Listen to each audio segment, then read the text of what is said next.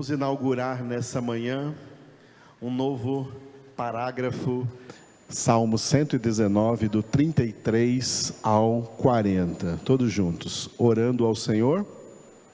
Ensina-me, Senhor, o caminho dos teus decretos, e os seguirei até o fim. Dá-me entendimento e guardarei a tua lei. De todo o coração a cumprirei. Guia-me pela vereda dos teus mandamentos, pois nela me comprazo. Inclina-me o coração aos teus testemunhos, e não à cobiça. Desvia os meus olhos, para que não vejam a vaidade, e vivifica-me no teu caminho. Confirma ao teu servo a tua promessa, feita aos que te temem. Afasta de mim o opróbrio que temo, porque os teus juízos são bons. Eis que tenho suspirado pelos teus preceitos. Vivifica-me por tua justiça. Hoje nós vamos começar este parágrafo do Salmo 119 com o versículo 33, e neste versículo a palavra de Deus é chamada de, repita, decretos. Então a palavra de Deus tem o caráter de decreto. O que significa a palavra de Deus ter o caráter de decreto? Significa que a palavra de Deus não pode ser desobedecida. A palavra de Deus não pode ser desobedecida. Decreto tem um significado muito pesado. E nesse significado, o peso da lei, o peso da condenação decretada na palavra de Deus, pesa, esmaga, destrói e leva para a condenação eterna quem a ela desobedecer. A palavra de Deus não pode ser desobedecida. A palavra de Deus foi decretada para ser completamente obedecida. Aleluia. Por isso os que obedecem à palavra de Deus, Jesus disse que eles são como o homem prudente que edificou a sua casa sobre a rocha. Mas aquele que desobedece à palavra de Deus é como o homem insensato que edificou a sua casa sobre a areia, e grande será a sua ruína. Ninguém escapa da ação da palavra de Deus, seja a ação para salvar ou a ação para condenar. Por isso a espada de dois gumes. Ou a vida da pessoa está sendo edificada sobre a palavra, ou ela está sendo esmagada debaixo da palavra. Não existe um outro lugar onde um ser humano possa estar. Por isso a palavra de Deus decreta os dois estados espirituais: edificados sobre a palavra, estado de salvação; esmagados debaixo da palavra, estado de condenação. A humanidade está dividida entre dois grupos. Um grupo muito grande, que é o grupo da maioria, estão sendo esmagados debaixo dos decretos de justiça de Deus, porque não se convertem a Cristo, porque não obedecem a Cristo, porque não seguem a Cristo, porque se mantêm rebeldes. E João 3,36 está escrito que aquele que se mantém rebelde contra o Filho de Deus, sobre ele permanece a ira de Deus. Efésios 2,3, eles são filhos da ira. Mas aqueles que têm a sua vida edificada sobre a palavra, estão sendo edificados em Cristo Jesus. Jesus está cumprindo sobre eles, Mateus 16, 18.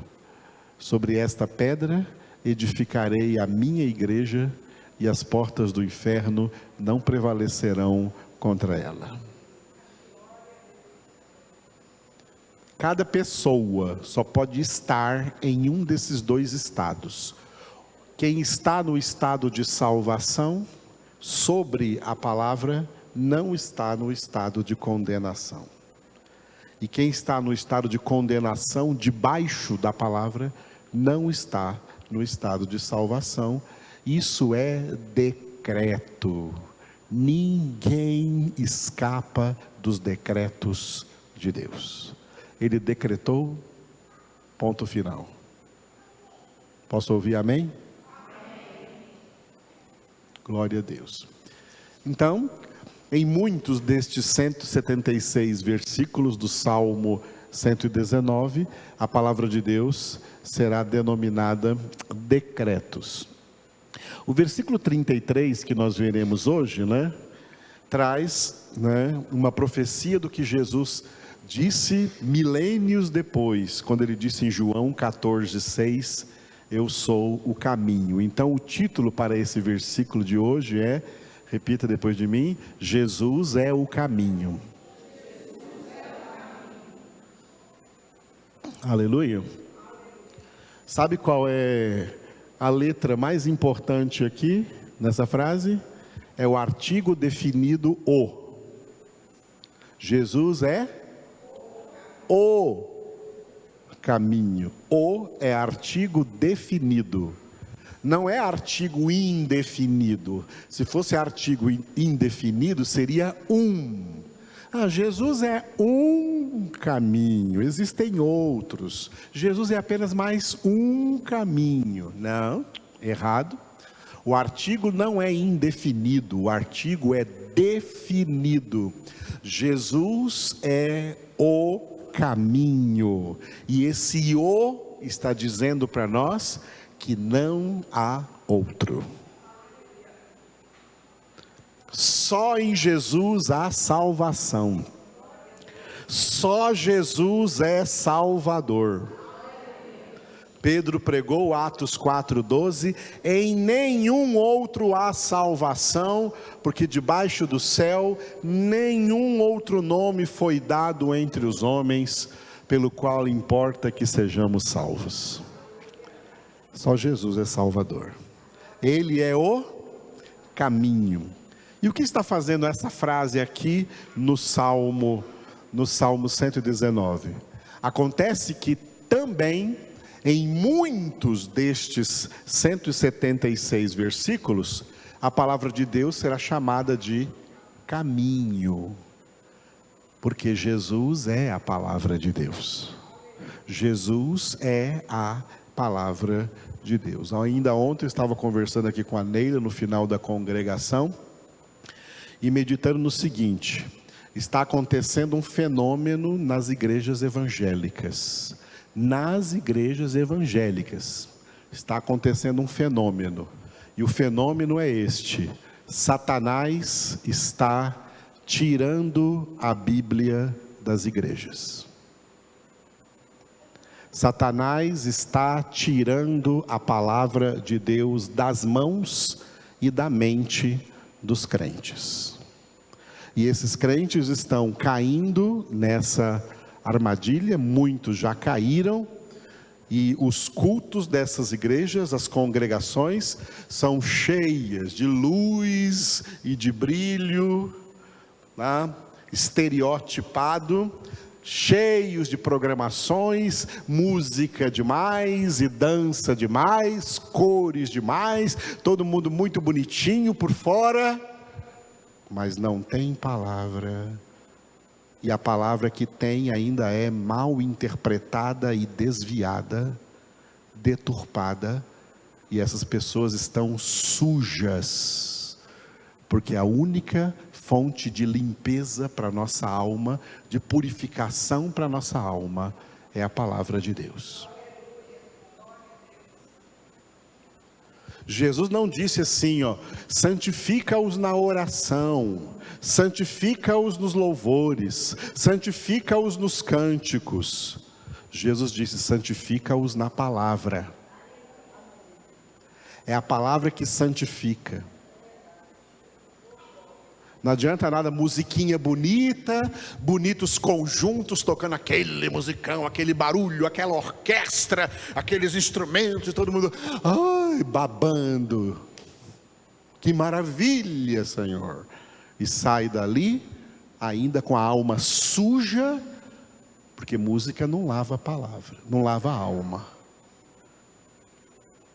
Modismos, ritualismos não lavam a alma. Só uma coisa lava a alma: a palavra de Deus. Por isso Jesus é a palavra, Jesus é o caminho. Aleluia. O versículo de hoje, o salmista orou assim, ó: ensina-me, Senhor, o caminho dos teus decretos, e o seguirei até ao fim. Repitam bem forte. Ensina-me, Senhor, o caminho dos teus decretos, e o seguirei até ao fim. Glória a Deus. Bom, eu sublinhei ali duas palavras-chave, acerca das quais já falei com vocês essa manhã: caminho e decretos. Então, nesse versículo tem, duas palavras que definem o que a palavra de Deus é. A palavra de Deus é composta de todos os decretos de Deus, e a palavra de Deus é o único caminho para a salvação. Aleluia. Muito bem, como nós temos costume, vamos ver a diferença do português para o original em hebraico. Em hebraico está escrito assim: Horeni Adonai derech Hukeiha Vetserena Ekev. Ali letras hebraicas, assim que foi escrito. Agora com letras em português. Primeira palavrinha, diga Horeni.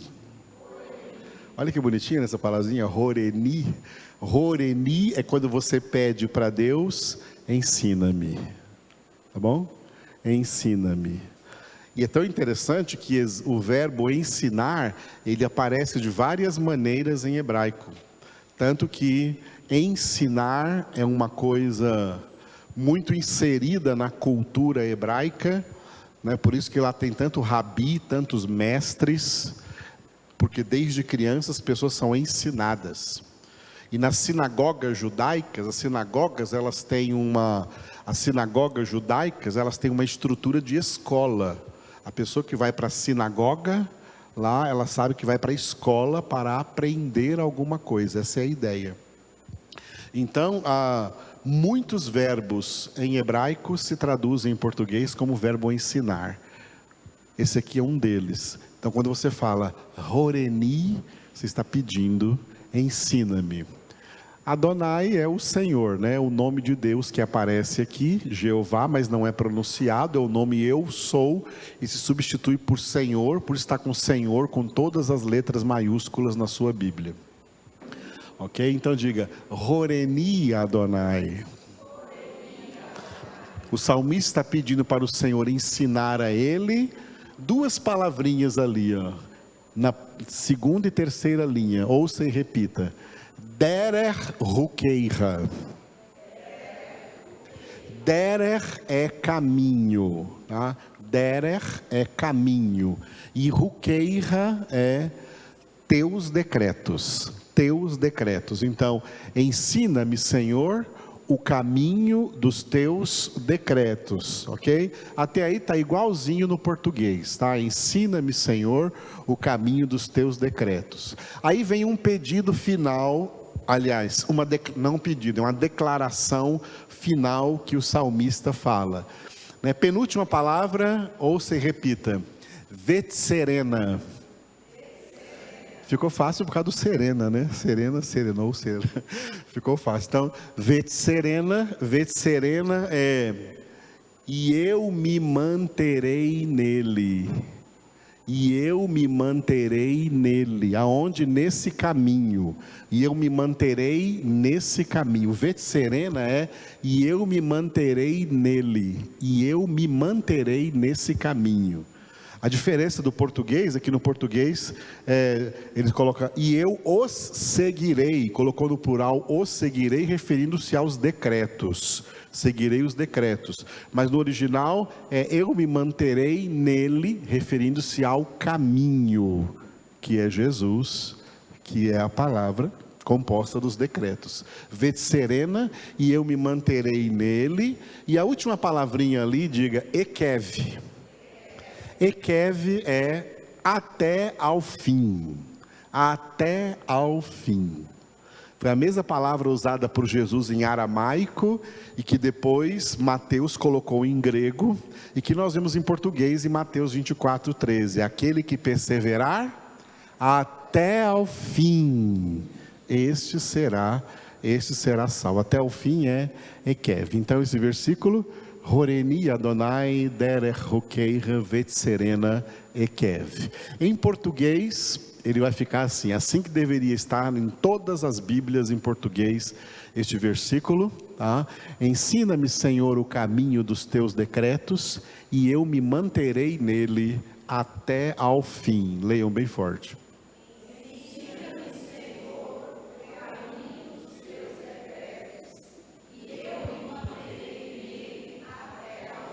Aleluia, glória a Deus.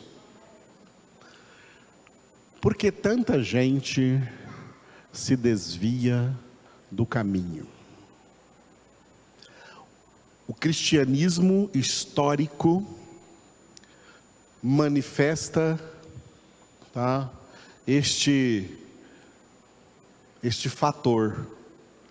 A maioria dos crentes da história, isso é em todos os períodos da história, desde os crentes do primeiro século, que experimentaram o poderoso avivamento da vinda de Jesus e da vinda do Espírito Santo, da escrita do Novo Testamento, do ministério dos apóstolos originais de Cristo, mesmo aquela igreja que nasceu em Pentecostes, depois se espalhou pelo aquele primeiro mundo, naquele primeiro século, isso também aconteceu, esse fator também ocorreu naquele primeiro século, e assim em todos os séculos do cristianismo histórico, este foi um fator real. A maioria dos crentes se desviam. A maioria dos cristãos se desviam de Cristo. A maioria se desvia da verdade. A maioria se desvia da palavra. A maioria se desvia do caminho. Sabe qual a razão? A razão foi dada pelo próprio Deus em Oséias capítulo 4, versículo 6. O meu povo está sendo destruído por falta de conhecimento. Por falta de conhecimento. A maioria dos crentes se desvia, porque após a sua conversão, não se aplicaram ao ensinamento da palavra de Deus. Ao invés de se aplicarem ao ensinamento da palavra de Deus, esses crentes detestaram, exatamente isso, detestaram o ensinamento da palavra de Deus e substituíram nas igrejas o ensinamento da palavra de Deus por outras coisas que mais lhes agradaram, que mais lhes agradavam. Isso não é algo apenas agora, no momento presente em que nós estamos vivendo. Isso é algo real em toda a história do cristianismo. Em todas as gerações, em todas as nações onde aconteceu o cristianismo, a maioria dos cristãos se desviam de Jesus, se desviam da palavra, e a razão preponderante é esta: não querem aprender nada, rejeitam o ensinamento, abominam o ensinamento, não gostam de aprender, não querem aprender, querem ficar apenas numa religiosidade mística, sincrética, emocionalista, sentimentalista, sem formação da mente, sem formação da mente pelo ensinamento da palavra. E por que eles se desviam e perdem salvação? Porque está escrito que sem santificação ninguém verá o Senhor. E essa santificação acontece pelo ministério da palavra de Deus. Pai, santifica-os na verdade, a tua palavra é a verdade. E a palavra é o único instrumento para operar a renovação da nossa mente, como Paulo falou em Romanos 12:2. Não vos conformeis com este século, mas sede transformados mediante a renovação da vossa mente, para que experimenteis qual seja a boa, perfeita e agradável vontade de Deus. Qual é essa vontade de Deus? 1 Tessalonicenses 4:3. Esta é a vontade de Deus, a vossa santificação. Santificação sem palavra? Negativo. Negativo. Eu vou ser bem franco com vocês. Nós temos que orar, nós temos que cantar, nós temos que jejuar, mas nada disso nos santifica. O que nos santifica é a palavra. O que nos santifica é a palavra. O que nos santifica é a palavra. Nada fora da palavra. Nada além da palavra. O que nos santifica é a palavra. O homem do Salmo número 1, ao descobrir isso na sua vida, nunca mais ele quis andar no caminho dos pecadores, nem se deter na roda nem sentar na roda dos escarnecedores. Ele só quis passar a sua vida toda meditando de dia e de noite na palavra de Deus, porque ele descobriu isso. Ele descobriu isso. Ele descobriu isso. A maioria dos crentes, em relação à palavra de Deus, eles estão como Jeremias capítulo 6, versículo 10, aonde Deus disse que o seu próprio povo não gosta da sua palavra. A minha palavra é para eles coisa vergonhosa, eles não gostam dela. Crentes que não gostam da palavra, evangélicos que não gostam da palavra. Então eles buscam igrejas que tenham o menos de palavra possível e mais do que eles gostam, porque de palavra eles não gostam. A palavra foi revelada para ser ensinada. E depois de 3 anos e meio de ministério, e depois de selar esses 3 anos de ministério, de ensinamento da palavra, com o seu sangue, com a sua morte e com a sua ressurreição, Jesus reuniu os seus primeiros discípulos e disse para eles: eu vou subir para o Pai, mas eu vou deixar só uma missão para vocês. Fazei discípulos. Fazei discípulos. Fazei discípulos, ensinando-os a observar, a guardar tudo o que eu vos tenho ordenado. Fazei discípulos como? Ensinando-os. E sabe o que significa discípulo? Discípulo é mal traduzido por aluno. Seria a mesma coisa que aluno, mas essa é uma má tradução. Porque aluno hoje é um conceito muito fraco em relação ao que significa ser discípulo. Discípulo é uma pessoa, primeiro, repita depois de mim, ensinável. Discípulo é alguém que você sentirá facilidade em ensiná-lo, porque é uma pessoa ensinável. Por que a maioria dos crentes se desvia de Cristo? Porque eles não são pessoas ensináveis. E como não são ensináveis, não querem aprender nada, não gostam de aprender nada. Nunca oram a Deus, ensina-me. Nunca oram a Deus, ensina-me, Senhor. Eles não querem aprender nada.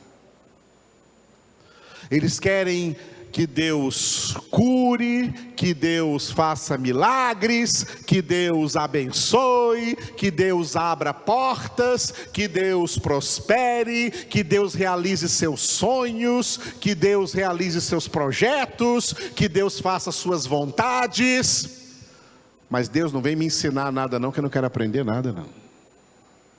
Aprender, eles não querem aprender nada do que Deus tem para ensinar. Eles querem os favores de Deus, querem as bênçãos de Deus, mas rejeitam os ensinamentos de Deus, rejeitam a palavra de Deus. Mas presta atenção, essas mesmas pessoas, elas acolhem ensinamentos falsos. Como Paulo disse em 2 Coríntios para os coríntios. Olha, eu preguei para vocês o verdadeiro evangelho, e agora vocês estão me rejeitando, estão recebendo esses falsos apóstolos, que estão pregando para vocês um evangelho diferente, e vocês estão recebendo, e vocês estão acolhendo isso como se fosse de Deus. Passamos por 2 Coríntios, onde isso aconteceu, ainda no primeiro século. A verdade eles não querem aprender, mas a mentira eles acolhem com a maior facilidade, porque a mentira fala de acordo com as suas cobiças carnais, egocêntricas, antropocêntricas. Isso eles acolhem, mas não são ensináveis na palavra de Deus.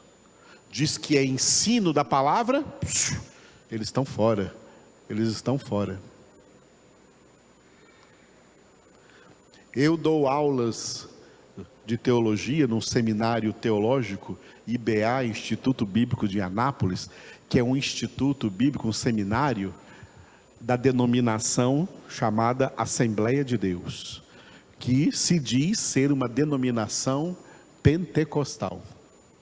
E o diretor do seminário, de vez em quando me chama para desabafar e fala assim, as pessoas que menos gostam de aprender são as pessoas da própria Assembleia de Deus. São as que mais rejeitam o seminário, abominam o seminário, não vêm para o seminário. Não querem aprender. Não querem aprender. Não tem fome de aprender. Não tem fome da palavra. Não tem sede da palavra, não tem desejo da palavra. Eles querem outras coisas que não a palavra. Em Jeremias capítulo 3, versículo 15, o Senhor falou que enviaria pastores segundo o seu coração, segundo o coração de Deus, que vos apacente com conhecimento e com inteligência. Jeremias 3,15, pastores segundo o coração de Deus. Esses pastores segundo o coração de Deus, não são pastores segundo o coração dos homens. Não são pastores segundo o coração dos crentes e dos evangélicos na sua maioria. Os evangélicos rejeitam, difamam, os pastores segundo o coração de Deus, que apacentam o rebanho de Deus com conhecimento da palavra, com inteligência da palavra. Eles querem pastores de campanha, eles querem pastores de milagres, eles querem pastores de coisas sobrenaturais, eles querem pastores que abençoem a vida deles e faça tudo acontecer na vida deles. Mas pastores que ensinam a palavra, eles não querem, e até difamam e dizem que esses pastores, pastor de ensinamento, eu já ouvi isso, viu? Pastor de ensinamento não é homem de Deus. Homem de Deus é quem faz milagre. João capítulo 8, as pessoas diziam sobre João Batista assim, ó: na verdade, João Batista não fez nenhum milagre, mas tudo o que ele disse acerca de Jesus era verdade. João Batista foi um homem de muita oração, de muito jejum, até exagerado, e com tudo isso, nunca fez um milagre. Mas tudo o que ele falou, tudo o que ele ensinou acerca de Jesus era verdade. Ele disse que Jesus era o Cordeiro de Deus que tira o pecado do mundo, e era verdade. Ele disse: Jesus os batizará com o Espírito Santo e com fogo, e era verdade. As pessoas sem palavra, elas têm uma inversão total de valores. Elas não entendem as coisas certas como certas e abraçam as coisas erradas como certas, porque estão sem conhecimento. O meu povo está sendo destruído por falta de conhecimento. Não é por falta de oração, não é por falta de vigília, não é por falta de jejum, não é por falta de músicas, é por falta de conhecimento que eles estão perecendo, morrendo espiritualmente, arrastados por Satanás de volta para o império das trevas, para o curso desse mundo, no qual o espírito que atua neles é o diabo, e não o Senhor, e não o Espírito Santo de Deus. Porque pessoas nas quais o Espírito Santo habita, ele é o Espírito da verdade, que guia essas pessoas a toda a verdade. Foi o que Jesus disse do ministério do Espírito Santo em João 16, 13. O Espírito da verdade vos guiará a toda a verdade. Então, discípulos, Jesus disse: fazei discípulos. Discípulos são ensináveis. Segunda característica, sendo ensináveis, discípulos são pessoas que amam aprender.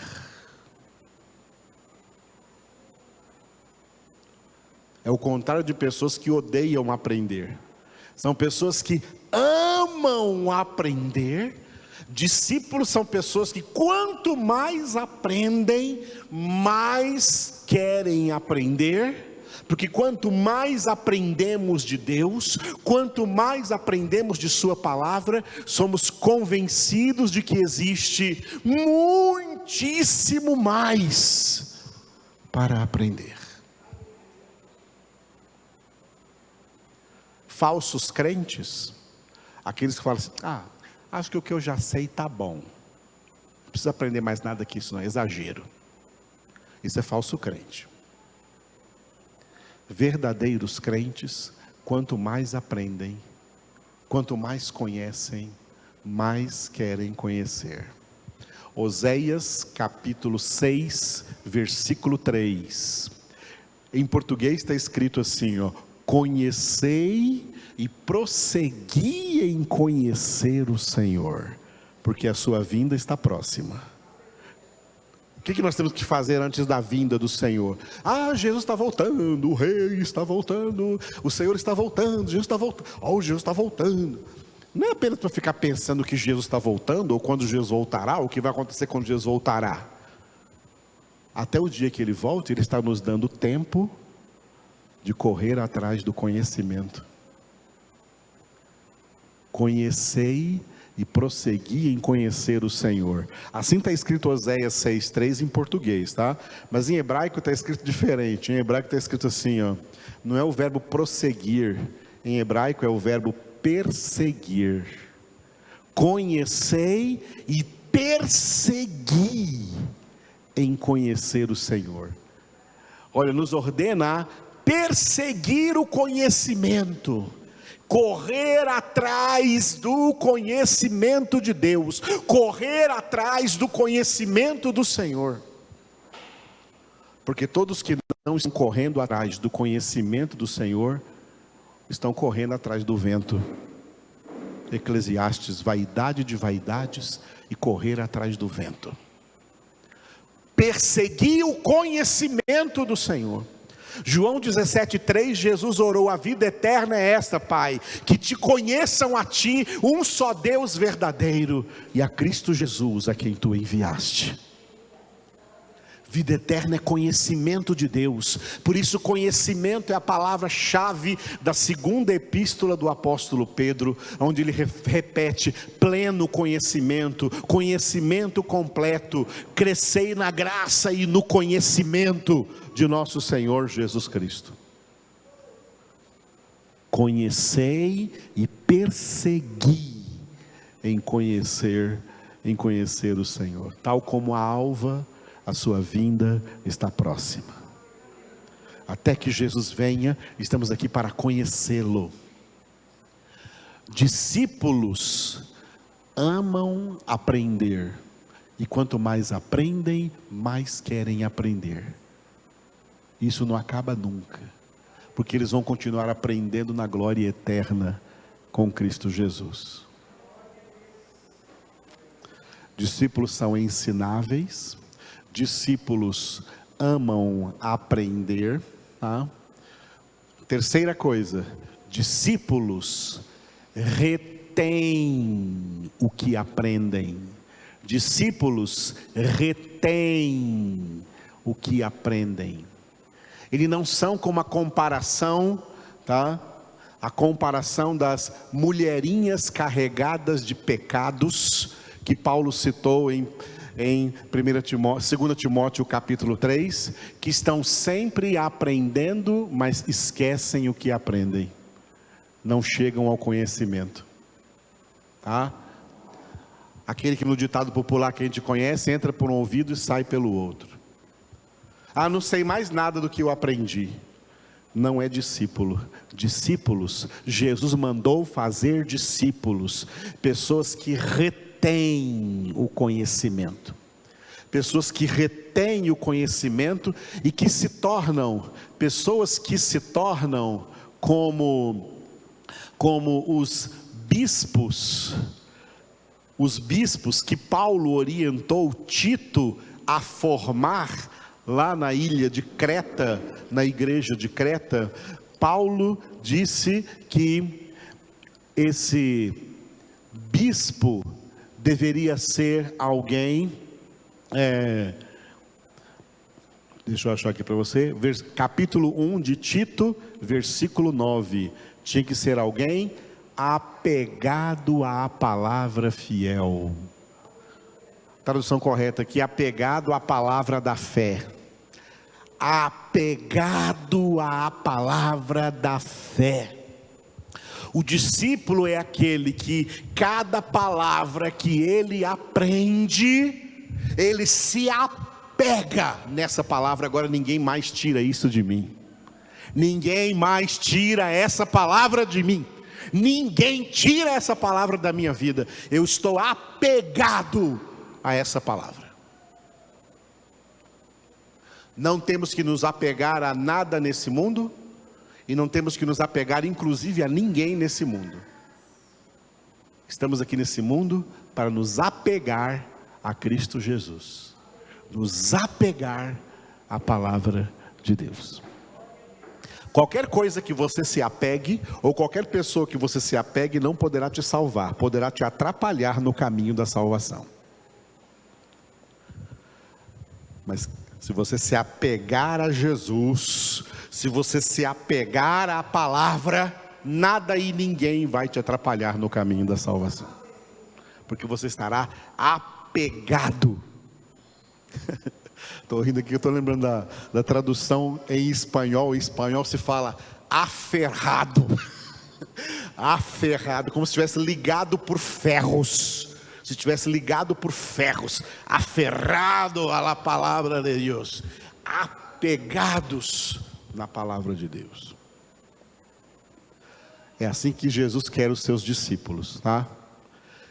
Gente que é crente, mas está apegado no mundo, apegado nas coisas do mundo, apegado nos prazeres do mundo, apegado na propaganda do inferno, apegado nas propagandas de Satanás, apegado nas mentiras do diabo. Isso não é discípulo de Jesus. Discípulo de Jesus larga tudo isso e se apega no Senhor, porque discípulo retém o conhecimento. Entender as três coisas? Nunca mais vão esquecer? Discípulo é ensinável, primeira coisa. Discípulo ama aprender, segunda coisa. Discípulo é apegado à palavra da fé que ele está aprendendo. Ele se apega a essa palavra. Eu tenho 43 anos de apego à palavra de Deus. E eu não me apego à palavra de Deus porque eu sou pastor. Eu me apego à palavra de Deus porque eu sou filho de Deus. E eu não desvio da palavra de Deus, nem para a direita e nem para a esquerda. Eu me mantenho na palavra de Deus, porque essa palavra é Jesus. Todo desvio leva para condenação, só Jesus leva para a salvação. O salmista sabia disso e por isso ele orou: ensina-me, Senhor, eu quero aprender. Eu quero aprender, ensina-me, Senhor. Essa é a oração de quem quer aprender. Ensina-me, Senhor, o caminho dos teus decretos. E, agora o segredo. O que acontece com a minoria que não se desvia?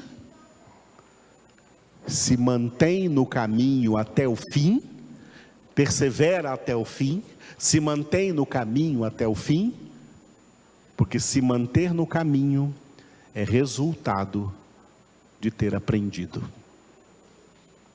Só quem aprende se mantém. Só quem aprende se mantém. Repita essa frase: só quem aprende se mantém. Porque a maioria desvia, porque não aprendem nada.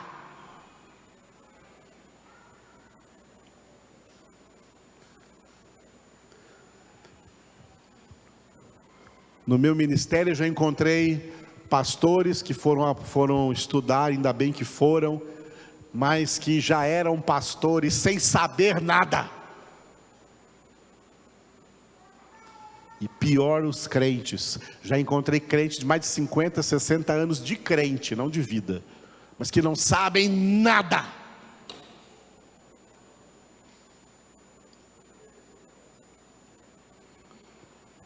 E esses pouquíssimos que vinham aprender, ficavam assim: pastor do céu, como eu vivi o meu tempo todo sem aprender isso. Pois é. O que você fez esse tempo todo na sua igreja? O que aconteceu lá esse tempo todo? Aconteceu um monte de misticismo, um monte de sincretismo, gente caída no chão, gente colada na parede, gente dando cambalhota, gente rodando igual peão, gente dançando e pulando e blá blá blá e blá blá blá. Só não tem palavra. Sem palavra é sem Jesus.